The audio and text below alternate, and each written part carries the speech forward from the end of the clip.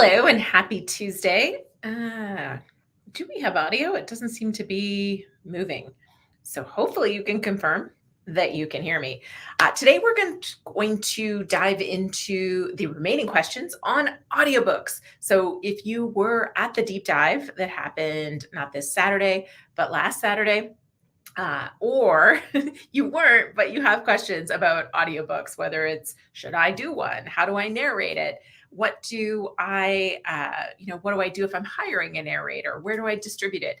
All of those questions are on deck today.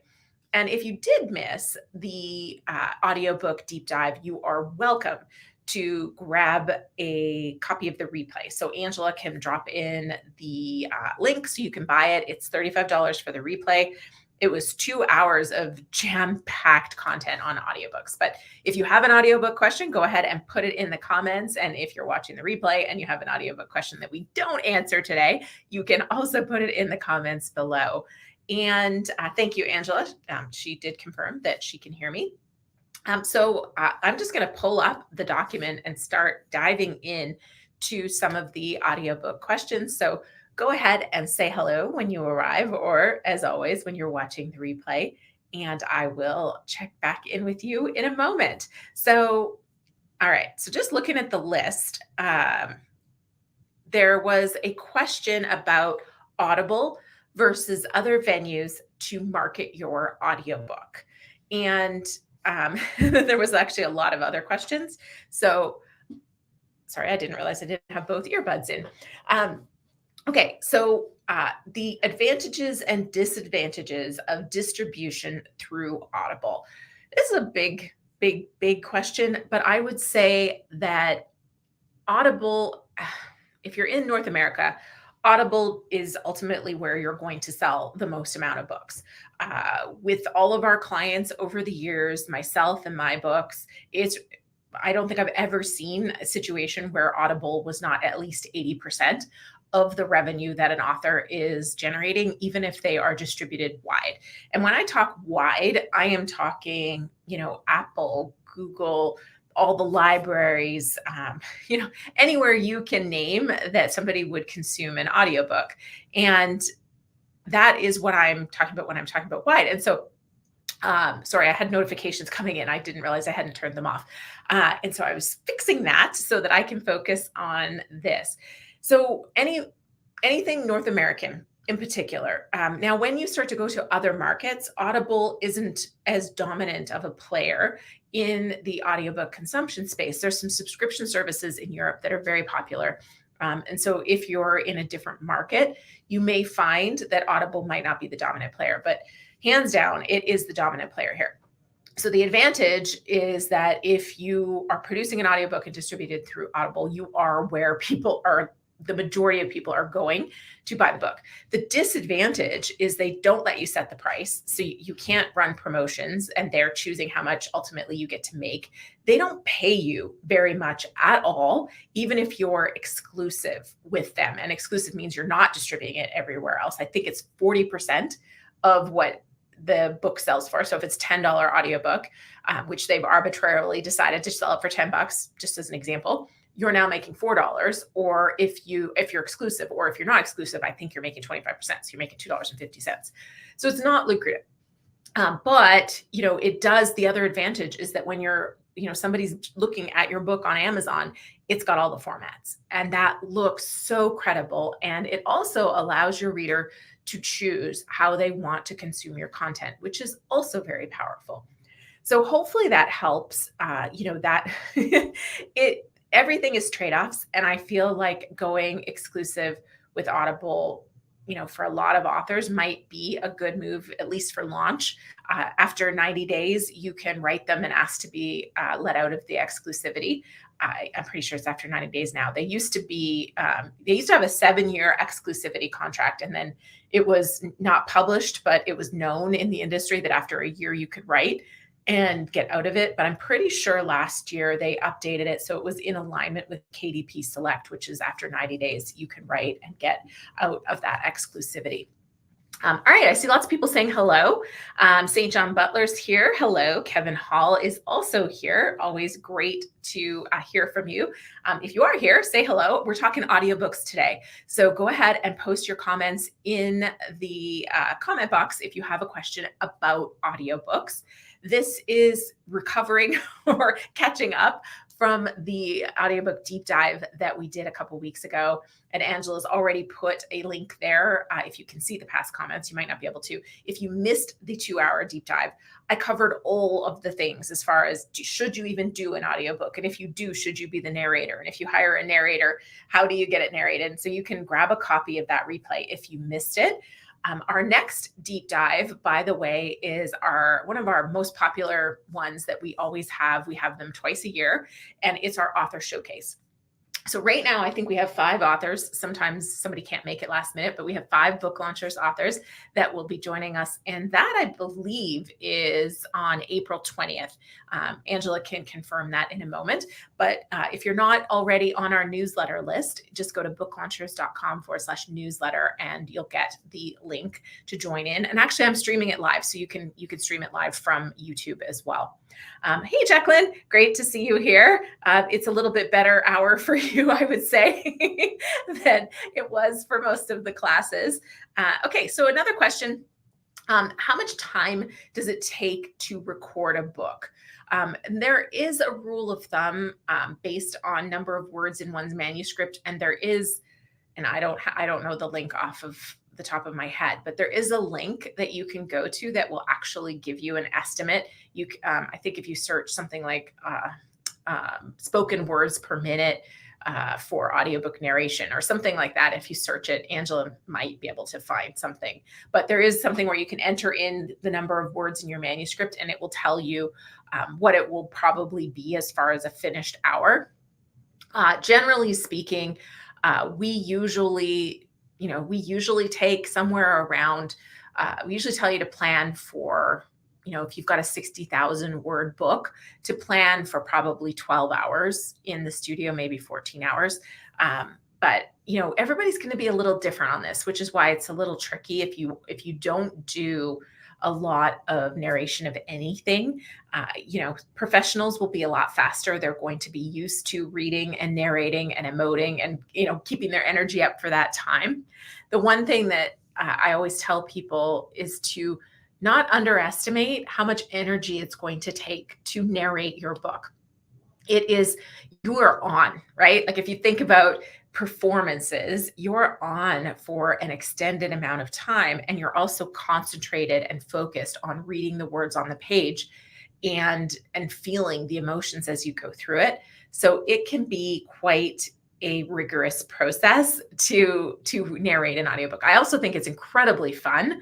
I think a lot of people really enjoy narrating their audiobook, but it is more energy intensive than a lot of people realize. They're just like, how hard could it be? I'm just reading my book. But it is a lot, especially if you're not used to doing that kind of work. And I filmed my narration of Self Promote and Succeed, and I posted it all on YouTube. And Angela, I don't know if you have that playlist. If you might not have that playlist link, I can grab it in a minute, but you can watch the whole thing. You can watch me narrating, and you'll notice that it's different days because I'm in different clothes and different things are happening. And at one point during the narration, I had to have my son in the studio with me, and he's behind me on the board silently drawing on the whiteboard. So it was definitely an adventure. I do not recommend having a 6-year-old in the studio with you, but sometimes you got to do what you got to do. Okay. So I'm just looking if there's anything else we wanted to talk about.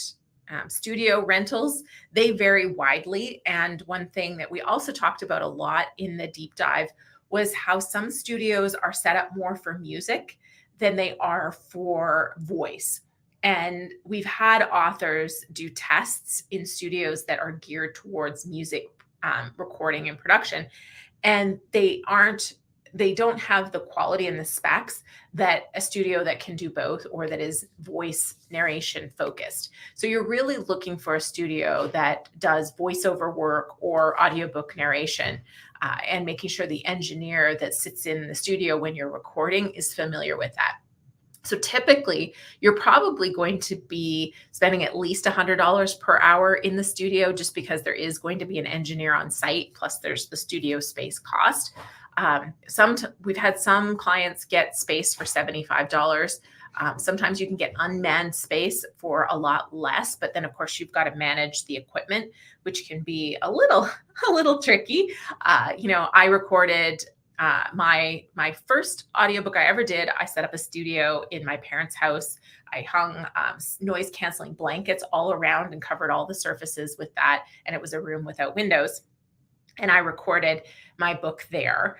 The next one I did in a studio with an engineer, and that was fantastic because you just literally walk in, sit down, your stuff's ready to go, and he's like, "Are you ready?" I'm like, "Yeah, let's do it." And then when you miss words or something doesn't go right, or he's checking the sound, making sure it's recording the whole time.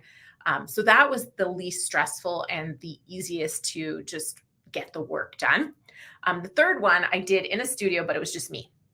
And I was doing all the equipment. I had the soundboard and my computer, and I recorded it with GarageBand and all of that sort of thing. So there's always the fear that you didn't record or that you missed something when you do it yourself in a studio like that. It turned out great. I didn't have any issues, and any issues that did arise, we used 11 Labs to do my pickups. So I cloned my voice in 11 Labs, which is an AI software. And I cloned my voice in 11 Labs, and the audiobook editor just used that to do any pickups. So it works great. You can't tell that it's not me for short sentences. Where 11 Labs voice cloning doesn't function is if you drop a paragraph in there and try to have it read it, it sounds 85% human. It doesn't quite make the mark. You'd have to record your entire audiobook sentence by sentence, and maybe even smaller segments, in order to hit it and adjust it as you were going. So it'd just be easier to record it yourself. Okay.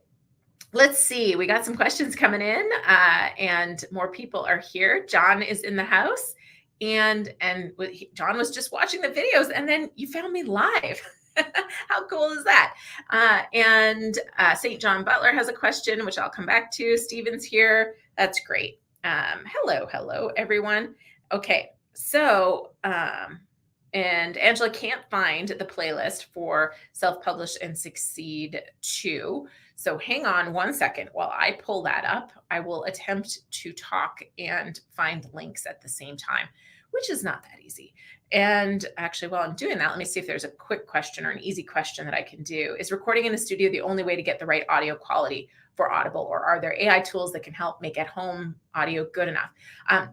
Okay, so great. I'll attempt to be coherent while finding the link for you at the same time. So you don't need to do an in-studio recording in order to get the right system. What you do need is good soundproofing and a good mic. And if you have that, and you have, with Mac, like I said, I used GarageBand. There are programs that are on PCs as well. I don't know them, sorry, that you can record. I did a whole video on audiobook, narrating your audiobook at home, and I talked about the different programs. So Angela can grab that link and drop that in for you. But you don't need an AI system or software or anything like that. What you really do need is a good mic and soundproofing. And the other tip that I can offer is to try not to move your setup. So when you are recording at home, you want to be able to leave it so that you can come back, because if your mic moves, it can change the sound, and then that's what will cause problems. And so, that's really the big thing. And that's part of why, when I was just saying I did my first one and I set up a studio at my parents' place and recorded it there. The reason I did that, by the way, because there were studios available, but at the time I was rather pregnant, and I got very breathless and I was very tired. And I also had, I'm giving you way too much information, but I was also very sick. And so I could record sometimes, only I could get very limited amount of time to record the book some days before I would have to be sick or before I was exhausted. And so it took me, I think I recorded it over a 2-week period, which is not optimal. It's not ideal. It was extra work for my audiobook editor to clean that up. And that was before AI. So I had to do pickups. There was a lot of pickups afterwards, which pickups, by the way, are when you miss a word, your pronunciation isn't clear, or you kind of stumble in a sentence. And you're going for a really clean audio. There's levels that you have to be within. There needs to be space on either side of a recording. Everything needs to be in every chapter needs to be in its own file. So those are all criteria for Audible. And so that was why I recorded it at home, but I would not really want to do that. But I used my parents' house because it was a room that nobody used, and I could just set it up and leave it and not touch it. And basically I had to leave it for almost 6 weeks because the editor going through it, sending me the pickups, they needed almost a month to get through it and send me the pickups. So the space couldn't change in that time. So that's something to be mindful of at doing it at home versus in a studio. You can do it faster. And like I said, the pickups piece, we're certainly all of our, as far as I know, I don't know this with 100% certainty, but I know a lot of our clients, the pickups are being done. We're cloning the voice in 11 Labs, and the pickups are being done using that now. Okay, so I got the link here, or I found it anyways, for the playlist. And so I will, where did I? Let me try a different route here. It didn't come up, probably because it's set as a private thing, self-promote. And succeed. Okay, there it is. And now let me I found one of the videos, but that doesn't help you. All right, I can't function. I can't do both. We'll have to put it in the description afterwards. So that I don't just spend the time trying to pull the playlist for you guys. Okay. Let's see. I'm just checking your questions here. I launched my first book on herbal remedies. Can these books work as an audiobook? So we talked a bit about that in the deep dive as far as what books are good for audiobook recording.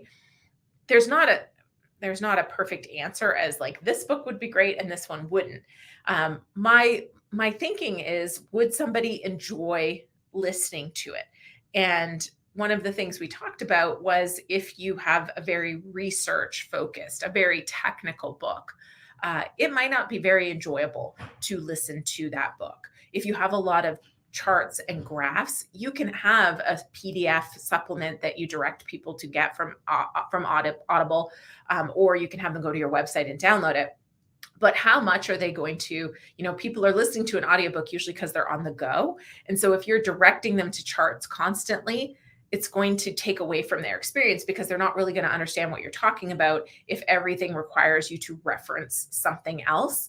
So without knowing, certainly herbal remedies seems like you could have an audiobook, but some books just won't lend themselves to a great listening experience because the content is either highly technical or highly visual, and you'll be constantly referencing, something else. But your typical self-help business, memoir, leadership business, nonfiction book is typically going to be, turn into a good audiobook. And in some categories, for some audiences, some people are seeing about 50% of their sales in audiobook. So not doing an audiobook is really missing out on the market.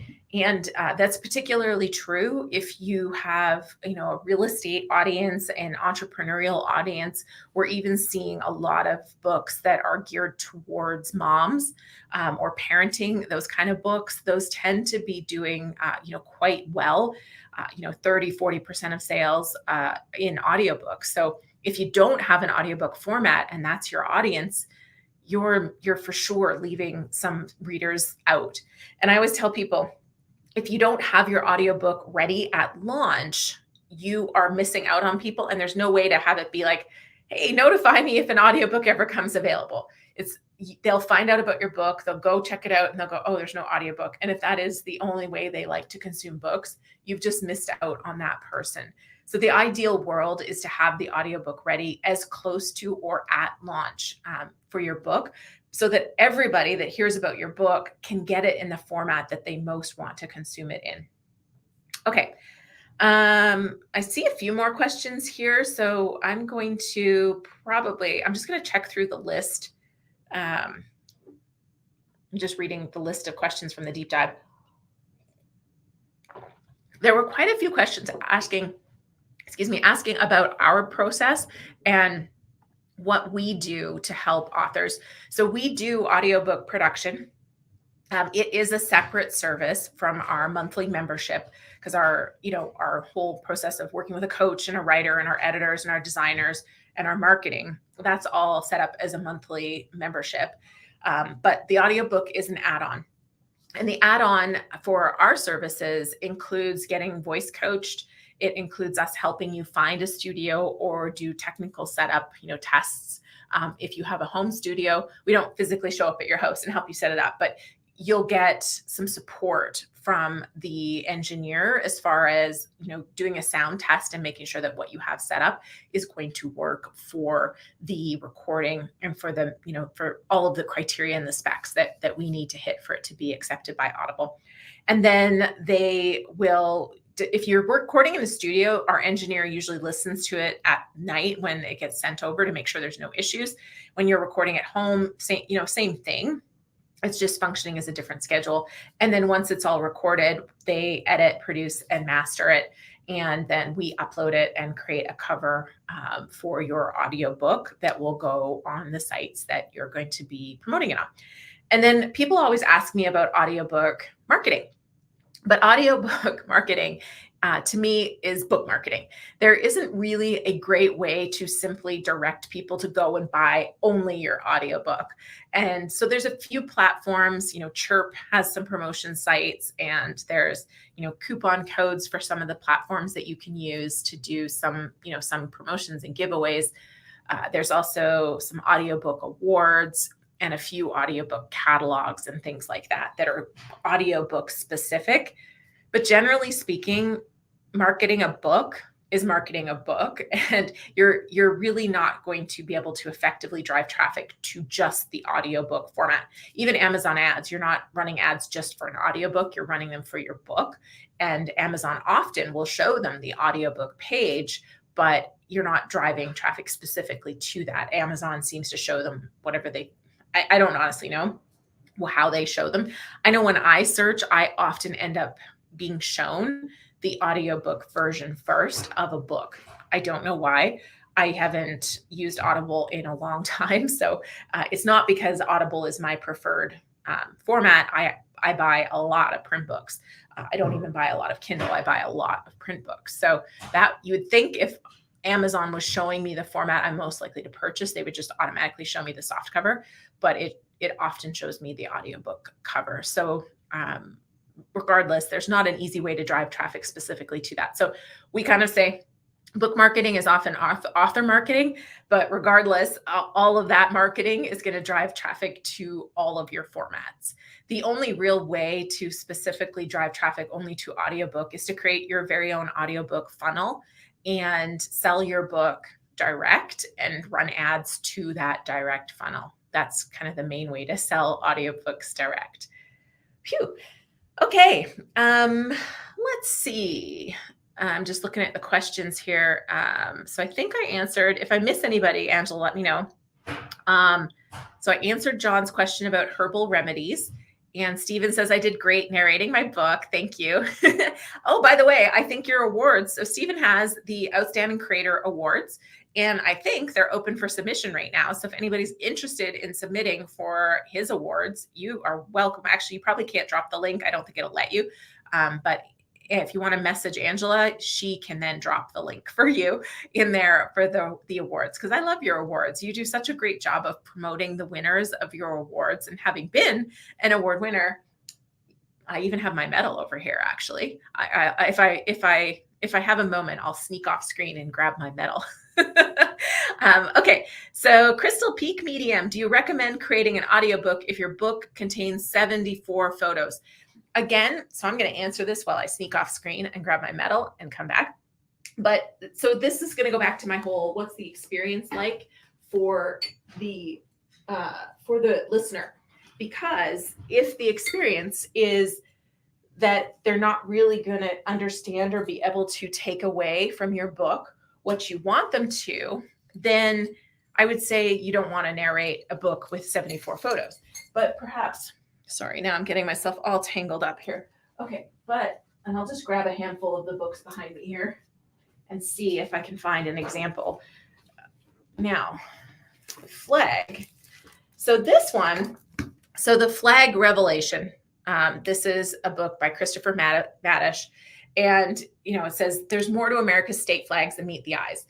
Beyond the colorful designs, a hidden realm awaits where flags hold the keys to secrets you never knew existed.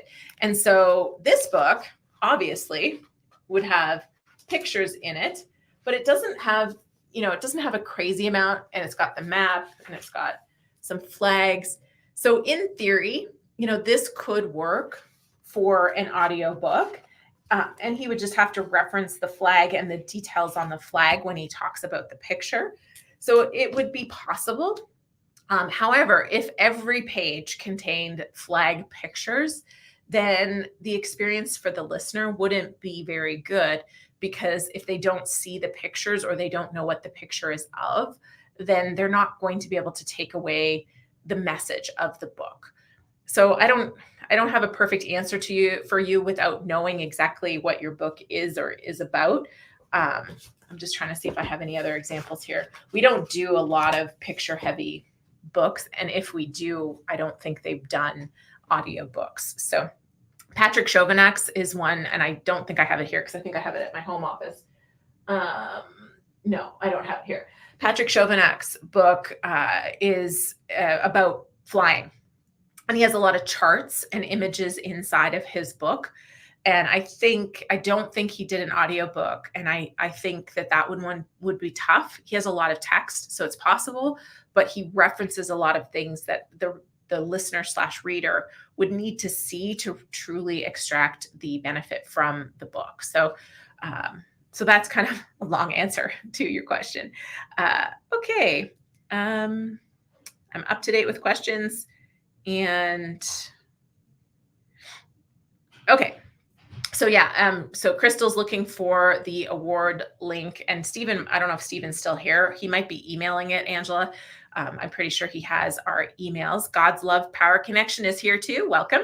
Okay, going back to the other questions from the deep dive. Let's see what we've got here. Okay. Oh, that was best tips. Okay.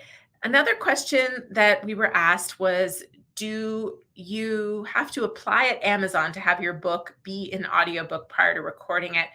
No, you don't have to do any sort of application. You do want to be familiar with the ACX, which is the Audiobook Commercial Exchange or something like that. It's where you upload to get it onto Audible. You do want to know the specs. There are some very particular things, and I can tell you that some of our clients don't use our service for this, and almost always, and there's very, very, very few examples of this, where whatever company or service, or they use some of them are podcasters and their podcast editor edits their stuff, it gets kicked back. There's always an issue. And a lot of it isn't that it was a bad recording or even a bad edit. It's just that the very specific specs of ACX were not followed. And like I said, some of the things are simply, dead air at the beginning and at the end, which you can't add in editing. It has to be literally, before you record, you pause and then you begin recording. And when you're done recording, you pause and then you stop recording. And you need that space, and it has to be done in that manner. And some people try to add space in the editing process, and that will get kicked back. So it has to be something that you're prepared to do when you're recording your book. So you need to be informed of these kind of specs and need to know that has to be there. Just like everything has to be recorded, every chapter should be an individual file. and, what do you read at the beginning? What do you read at the end? All of that kind of stuff. Okay. I'm going to do a prize. We haven't done any prizes. So if you're new around here, you may not know. If you have not commented, you're not entered.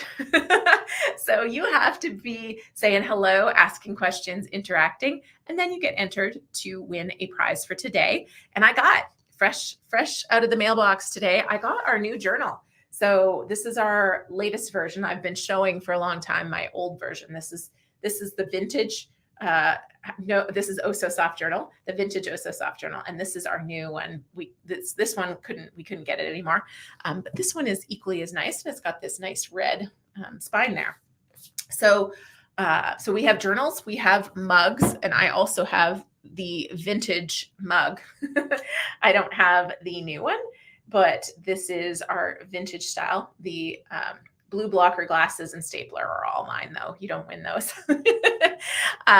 So those two things are up for grabs, as well as we have copies of Self-Publish and Succeed. And this is weird. It's mirrored. Self-Promote and Succeed. So you could win copies of those as well.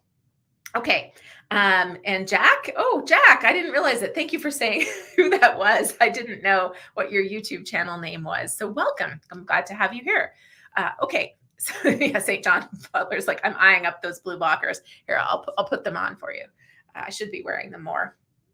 Now you can't see. I don't wear them when I'm doing these videos because you can see it makes my eyes all reflective, and can you see the Las Vegas Strip in the reflection? Because I have a view out in front of me onto the Strip.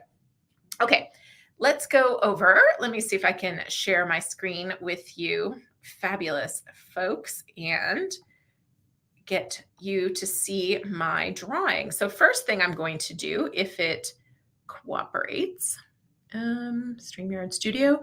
Nope, that's where we are. Hold on. My random name picker isn't showing up here. What casino are you across from? I am across from Red Rock, actually. I am in Summerlin, and so I see the Strip it's actually quite far in the distance. So I'm not that close to the Strip, but my office building has a view of the Strip. But actually, if I was facing the other way, I would be looking directly at Red Rock Casino and then Red Rock Mountains in the beyond. So weird. Okay, one second. All things audiobooks, questions and prize winners. That might be it. Okay, hold on. Oh, no, that's not it. Okay, hold on. I don't know. This happened to me once before. YouTube usernames. Not that one. Okay. You know what I did? I know what I did. I opened the screen in the wrong one. Okay. This is where I really need to have Angela on here to turn it over to her for a second. So, or have music or some sort of a video that we can, here we go. Okay, so I am not going to be able to show you guys the random name picker winners, but I'm going to do that right now. So every Tuesday and Friday when a new video comes out, if you comment the day a video is released, you get entered to win. So our first winner is Kevin Hall. Kevin, I don't know if you've won everything yet, and if you have not, then let Angela know which of our 4 prizes today you would like. You can email her at team@booklaunchers.com. If you've won everything, you are welcome to gift it to someone else, or I can just re-roll it. So let me know. And then spinning for our second winner of the day, it's Darla. Is Darla here today? I don't think she said hello. She will definitely be watching the replay. She always watches the replay. John's from London, but got married in Vegas. That's lovely. All right. So Darla, congratulations when you're watching the replay. Email Angela at team@booklaunchers.com and let her know what you would like for a prize. It's the mug, the journal, Self-Publish and Succeed, and Self-Promote and Succeed. Or if you've got all those, she also has some other books. Rise of the Reader from Nick Hutchison, my first 2 books, More Than Cash Flow and The New Brand You. And she might have some others as well. So congratulations and thank you for commenting the day a video was released. And now I'm going to do one of our 2 prizes for those of you who are here. So you still have a second while I load this window because I have to open a new window. What I did wrong today was I opened this streaming window in the same window. Okay, I opened this the streaming window in the same window as I had the prizes in, and it doesn't let you it doesn't let you share the same screen. So that's why I messed up. So sorry for that. Okay, so let me take you over to our fabulous prize screen and giveaway tool. There it is. All right. So if you haven't said hello, then you aren't in this list yet. Oop, here we go. Choose our stream and draw.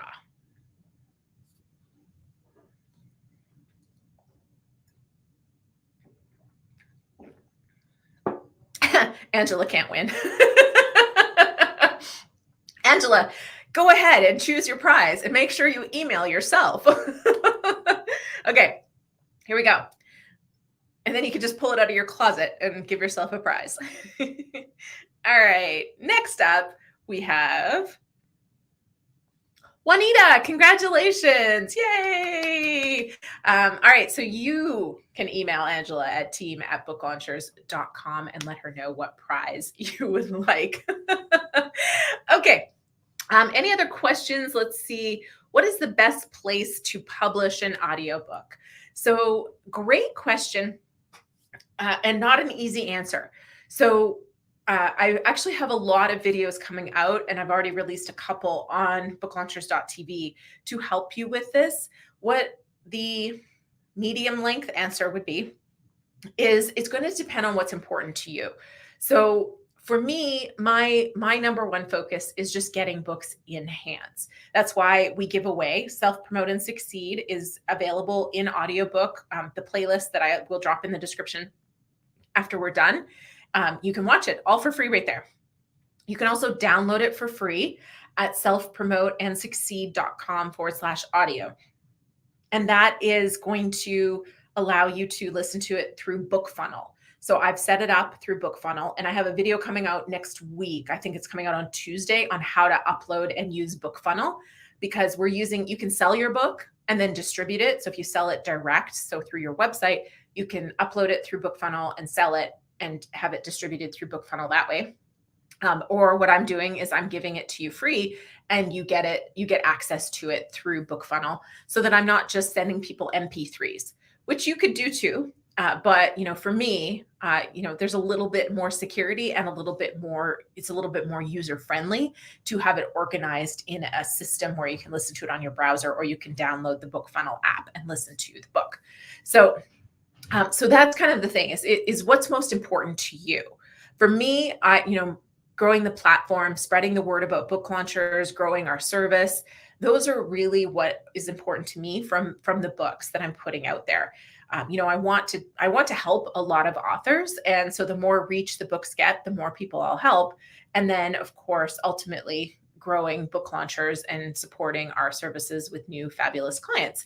So that's kind of what I focus on. So for me, I'm putting it everywhere, and I distribute it through Findaway Voices and through ACX. And then I'm also giving it away free through BookFunnel. So that's what I do. What about half of our authors do is only distribute through ACX, because then they're maximizing what they're making per audiobook sold. Again, even then, Audible is not generous. They are, one of the big things with Audible is that there are some new terms and conditions and new payment structures supposedly coming out. But, to date, they have not been very author friendly. However, your book is quite discoverable on Audible, and it is the best marketplace to sell your audiobook on. Findaway Voices had a lot of drama in the last couple of months when they put out a new terms of service that were really a rights grab, and had they left it that way, they would have lost the majority of their indie authors.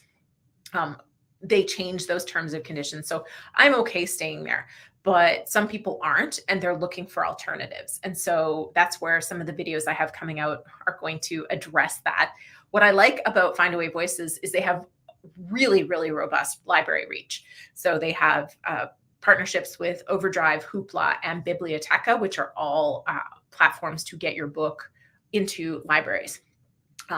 They also have Spotify, which I've started to generate revenue from Spotify, which is great.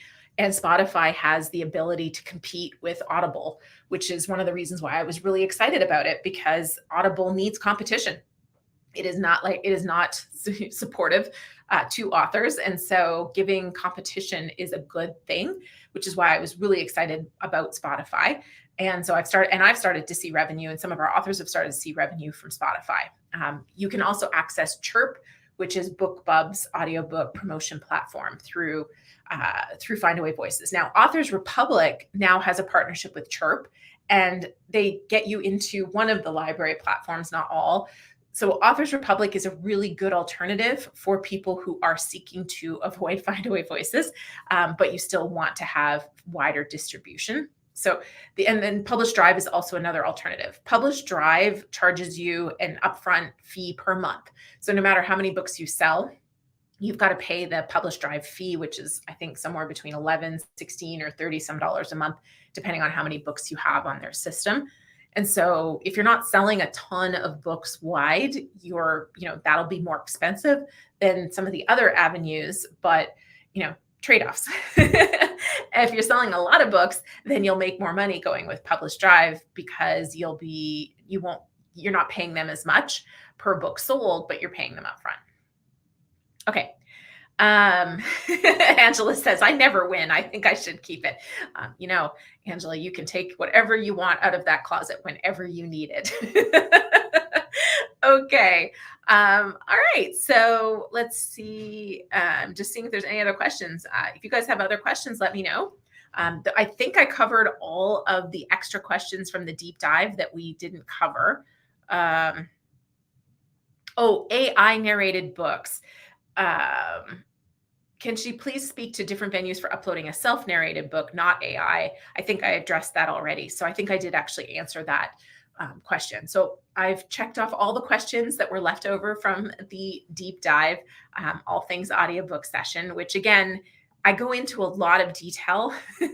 I had a 2-hour training session prepared. So if you do want that, if you're not a client, like if you're not able to access it in the Foundation Library, so Jack, you can get the full replay in the Foundation Library, so you don't have to buy it, but we do have it available for $35 if you missed that replay. Okay, and that's all the questions that Angela had queued. So we've got one more prize, and then if there's no other questions, we will wrap it up. And as soon as we wrap, I'll put the playlist in the description below.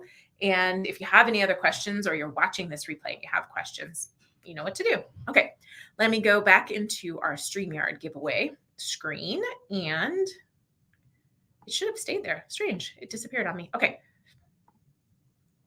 now we'll hit our button. So you still have a second. If you haven't said hello, you still have a second to get entered to win the prize today. Okay, here we go. I'll give you guys 1 second. All right, here we go.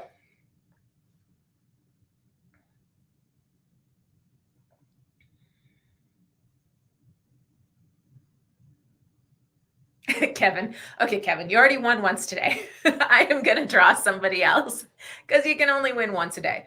All right, but congratulations. Here we go.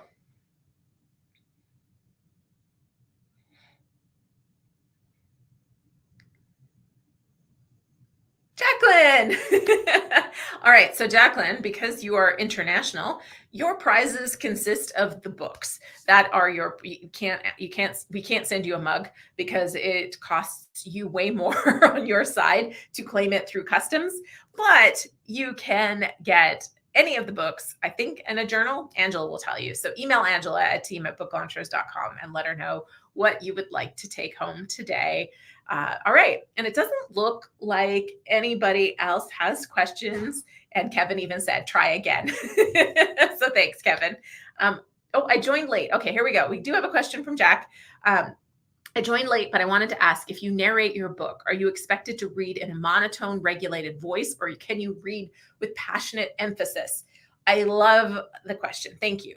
So a little bit of both is how I would answer that. So let me just pull out one of these books. So Soul Farmer by Dina Jansen. That's what I just grabbed it off my pile here. So if I was reading, and if I was reading this as an audiobook, so you see how I talk normally. This is my audiobook voice. So I would go, in the first phase of the growth cycle, shifting soil, the truth to let soak in is this: change is always happening around you. It is inevitable, and there is nothing you or anyone else can do to stop it.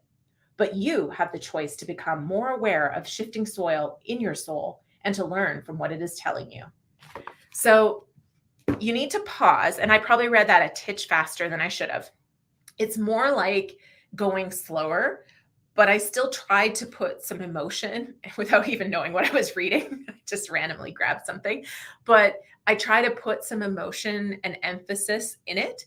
But it's really more about going a little bit slower. So I'll take a breath and kind of do this again for you. Okay. By giving yourself time to reflect, you are going to learn so much more about yourself from yourself. As a seeker, you'll build a practice of turning inward to help you find your next steps forward. So that's how I would read the audiobook. It's more like spacing and pausing a little bit. And by the way, just a tip, when you are reading, when you're reading it, you may even want to edit your manuscript a little bit if you have longer sentences to add some commas, because what I probably didn't demonstrate very well there is whenever there's a comma or a period, I pause and I breathe. So if I'm reading another one, be that little engine that could breathe, repeat, there's a comma. So then I would just kind of pause for a second and almost take a little bit of air in my nose. I think I can. So every comma or period, you take a little bit of a breath, because you'll find yourself winded over time if you don't. Okay. Good night, Jacqueline. You won and you left. I get it. All right. I think that's it. Hopefully that answered your question, Jack. So that's what I mean by it's a little bit of both. So it's not monotone at all. And I think that's one of the best parts about being a nonfiction author and narrating your own book, because you'll put emphasis and emotion in it. I think fiction books are different in this regard, because I think a voice actor can often do a really, really good job of a fiction book. In nonfiction, I mean, a voice actor can still do a great job for sure, but you as the author bring so much to it that an actor can't bring to it or won't do in the same way that you will. So don't do it in a monotone voice. Nobody wants to listen to a long, drawn out audiobook in a monotone voice, but they do need to have it at a slower pace. They can always speed it up. If you're like me and somebody's talking too slow in an audiobook, I go 2x. So, they can always speed it up, but you have to go at a little bit of a slower pace. Okay, cool. Yeah, you speak with passion. That's great. That's way more interesting to listen to. All right. Thank you, everybody. We'll see you back here in 2 weeks. And hopefully you've marked your calendar for that deep dive, which I believe was April 20th at 10 a.m. Pacific Standard Time. That will be our author showcase. So you can meet 5 or 4, whoever shows up, of our fabulous authors and ask them your questions about any part of the process of writing and publishing and launching a book. All right. Take care, everybody. Bye.